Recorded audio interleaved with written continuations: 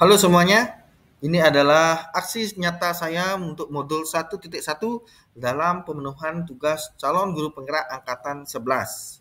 Ini adalah refleksi filosofi Ki Hajar Dewantara oleh saya sendiri, Iputu Agus Wisnuwardana.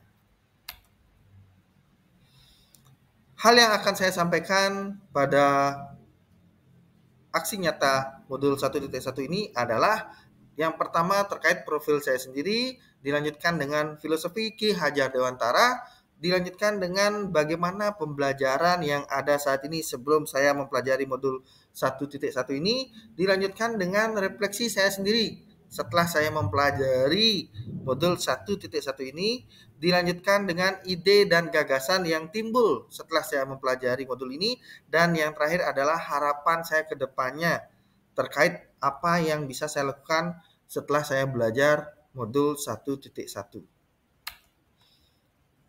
Ini adalah profil singkat dari saya sendiri. Saya bernama lengkap Iputu Agus Wisnuwardana dengan beralamat di Banjarkesian, Desa Lebih Gianyar. Saya lahir di Gianyar tanggal 15 November 1990. Dan unit kerja saya sekarang adalah di SD Negeri 4 Pemecutan. Pendidikan terakhir saya adalah sarjana jurusan pendidikan matematika. Dan pengalaman kerja saya cukup beragam dari non-pendidikan sampai di dunia pendidikan. Kita lanjut ke filosofi menurut Ki Hajar Dewantara. Jadi filosofi pendidikan menurut Ki Hajar Dewantara mengatakan bahwa pendidikan tersebut adalah tuntunan di mana guru bertugas untuk menuntun segala kodrat yang ada pada anak-anak agar mereka dapat mencapai keselamatan dan kebahagiaan yang setinggi-tingginya, baik sebagai manusia maupun sebagai anggota masyarakat. Slogan Ki Hajar Dewantara bersumber dari filosofi pendidikannya itu ada 3, yaitu yang pertama adalah Ingarso Sung Tulodo, yang mana artinya dari depan memberi contoh. Sudah selayaknya guru selalu memberikan contoh, karena guru adalah suri tauladan daripada siswa, di mana tindakan harus lebih dahulu daripada perkataan.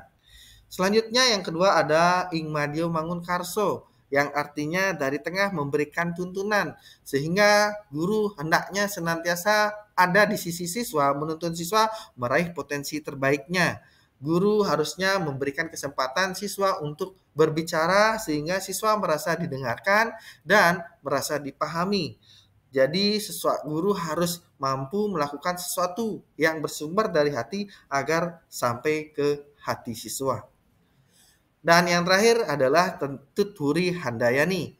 Tuturi Handayani artinya dari belakang memberikan dorongan, di mana sudah sepatutnya guru mengikuti siswa dari belakang dengan maksud memberikan semangat, arahan, dan dorongan motivasi bagi siswa untuk selalu belajar dan berbenah untuk menjadi versi terbaik dari dirinya sendiri.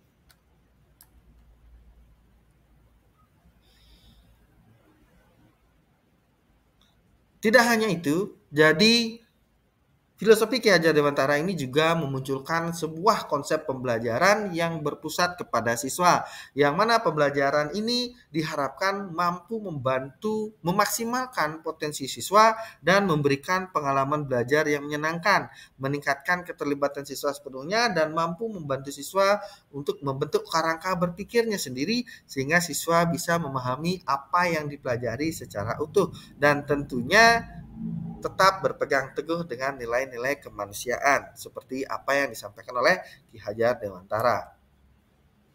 Namun apa yang terjadi pada pembelajaran saat ini, khususnya sebelum saya mempelajari modul 1.1 ini? Nah, yang terjadi adalah yang pertama, pembelajaran yang saya lakukan cenderung berpusat kepada guru. Tidak bisa dipungkiri guru cenderung ingin berada di zona nyaman, di mana pembelajaran yang berpusat kepada guru sebagai sumber informasinya, sehingga siswa tidak banyak terlibat dalam proses pembelajaran, sehingga pembelajaran kurang bermakna dan tidak dipahami secara utuh. Yang berikutnya adalah terlalu menuntut siswa, karena di sini guru dikejar dengan tuntutan menyelesaikan materi yang ada, membuat siswa juga dituntut untuk bisa memahami semua materi tersebut dan menyelesaikan semua materi tersebut baik materi tersebut dipahami atau tidak oleh siswa, atau apakah materi tersebut sesuai dengan pengembangan potensi dari masing-masing siswa. Sehingga di sini siswa merasa tidak bisa mengekspresikan dirinya sendiri. Nah, hal lainnya adalah tidak mengikuti zaman. Jadi pembelajaran konvensional yang monoton hanya mengandalkan metode ceramah sehingga siswa merasa cepat jenuh. Apalagi hampir semua guru menerapkan metode yang sama sehingga tidak ada variasi atau perbedaan cara mengajar antara masing-masing guru. Hal ini akan membuat siswa tentunya cepat jenuh. Apalagi tidak ada keterlibatan teknologi di dalam pembelajaran sehingga hal ini cenderung akan jauh dari rasa senang yang diinginkan oleh siswa dalam proses pembelajaran. Dan selanjutnya terlalu banyak batasan, di mana guru cenderung merasa banyak batasan dalam mengimplementasikan pembelajaran yang menarik.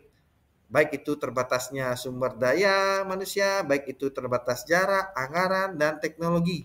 Nah, semua itu bisa menjadi alasan yang rasional bagi seorang guru. Padahal seharusnya itu bisa digunakan sebagai cara guru untuk merubah mindset-nya menjadi pemikiran berbasis aset atau asset based thinking. Sehingga guru bisa mengelola aset yang ada di sekitarnya dan mampu menunjang pembelajaran yang lebih bermakna.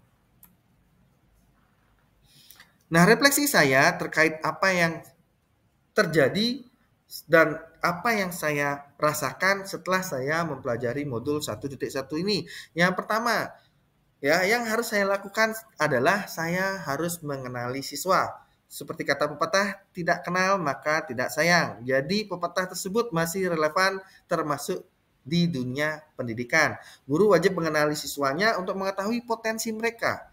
Setiap anak tersebut adalah unik, sehingga potensi mereka akan berbeda-beda. Oleh karenanya, perlu adanya penambahan wawasan daripada seorang guru terkait bagaimana cara mengenali siswanya masing-masing, sehingga potensi siswa bisa diketahui dan dimaksimalkan.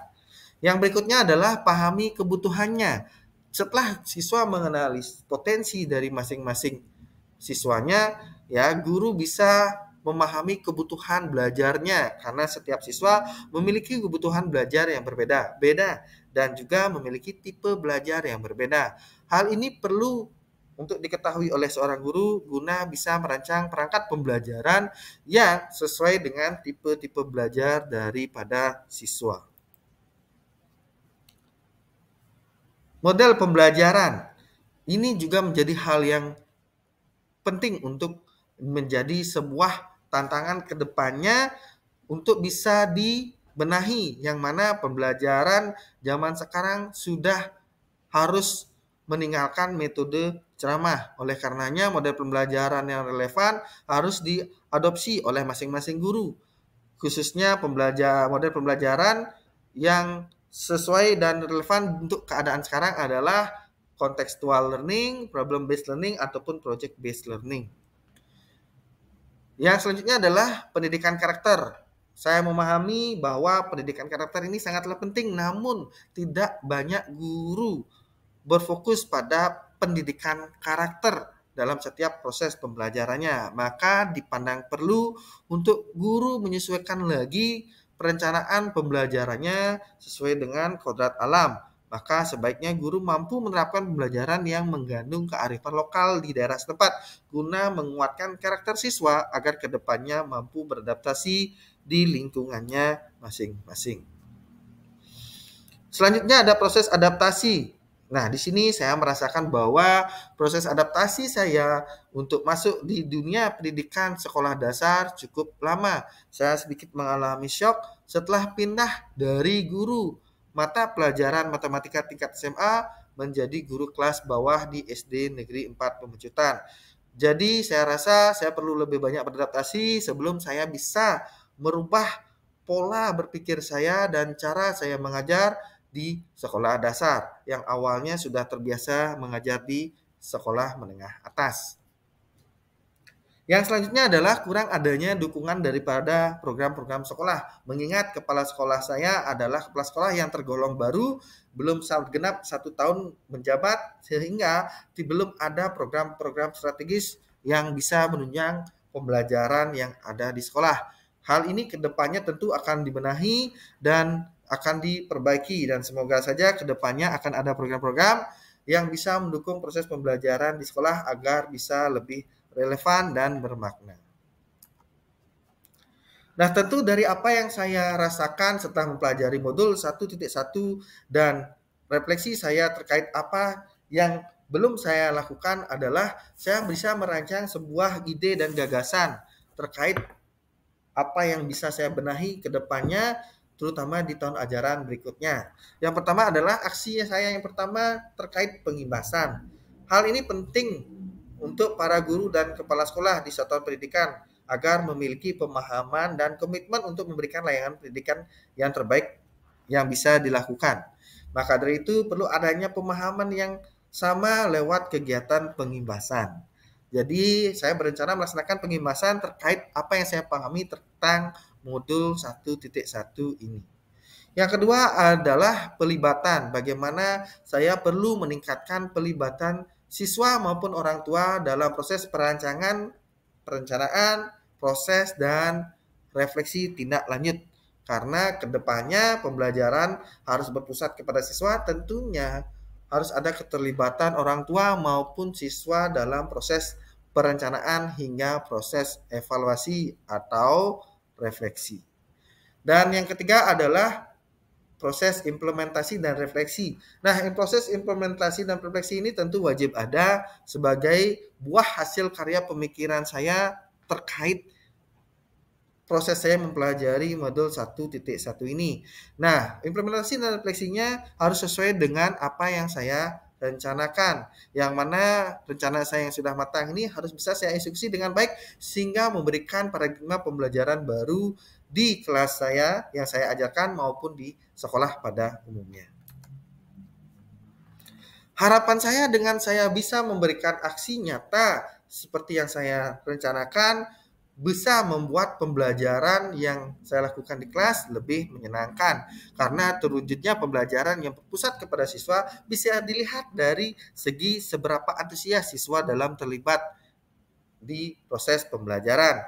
Ketika siswa terlihat sangat antusias dalam belajar dan siswa merasa pembelajaran yang sedang diikuti sangat menyenangkan, maka pembelajaran tersebut sudah sesuai dengan harapan daripada filosofi Ki Hajar Dewantara.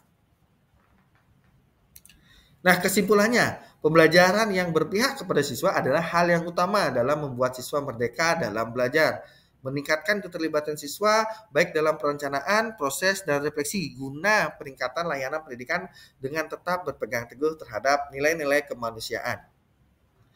Itu yang bisa saya sampaikan terkait aksi nyata saya terhadap hal yang sudah saya pelajari di modul 1.1 ini. Terima kasih atas kesempatannya dan sampai ketemu lagi di video saya lainnya. Terima kasih.